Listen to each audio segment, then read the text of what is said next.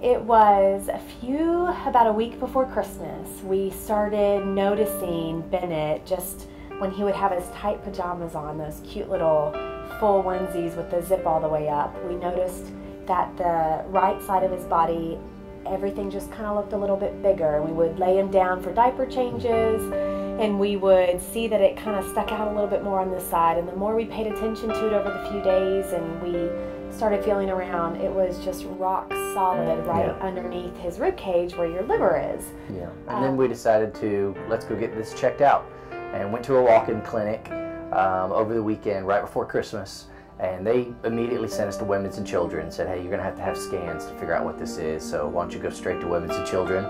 That's where we found out that there was indeed a tumor on his liver. They didn't know exactly what kind, but they were 90% sure that it was cancerous right away, just by the size. So we got admitted there at Women's and Children, and they began to work on what are we going to do and what's the next step. And while they were working on that, Megan and I just really felt like we needed to be at St. Jude, and it had been on my heart and my mind when I woke up the next morning. And then we heard from several friends, some of them doctors, that just really recommended St. Jude to us and said, you know, one of them in particular said, you know, Ben, if it was my grandson, I'd put him on a plane to Memphis and get to there as fast as you possibly can and knock on the door of St. Jude till they let you in. At St. Jude, there's such a spirit of community there that everybody knows one another. And we were walking in to a new season and a new battle of life fighting cancer, but we were walking into a community that fights it with you.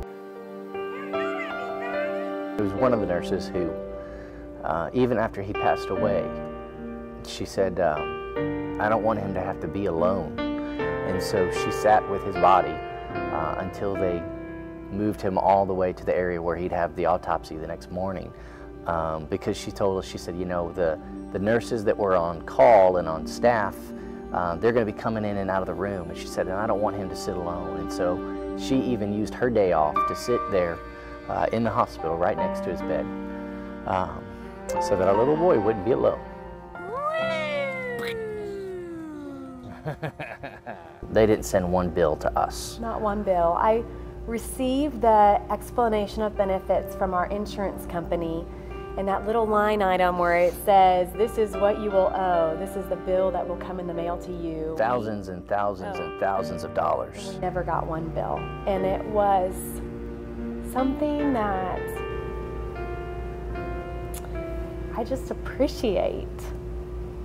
Yeah. Because for 4 months I got to just play with my baby.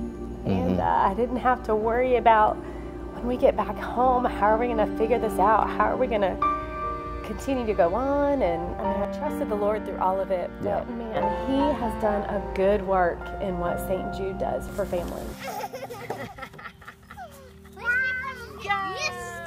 That staff is amazing. St. Jude is amazing, and we will always fight for them. We will always do our best to raise money for them so that they can learn more about the kind of tumor that Bennett had. It is so rare. They just don't even have the information to know how to treat it the best or how to have a 90% survival rate like they do leukemia now, which 20 years ago, they didn't have that. It was a death sentence. And so because people give to St. Jude, and everyone who has given over the last 20 years, they've taken a disease that killed children and they have an amazing survival rate. And our prayer is that as we continue to fight for St. Jude and raising money for them in Bennett's honor, that we are helping them to find a cure for rhabdoid tumors, to find ways to beat it. So kids don't have to suffer like Bennett did. St. Jude is setting a precedence for other hospitals to follow. A standard of care and a way to treat others. And there are generations of people who have given sacrificially to make it possible for St. Jude to get to the place where they are. And I believe it's our responsibility to make sure that that is able to continue for generations more.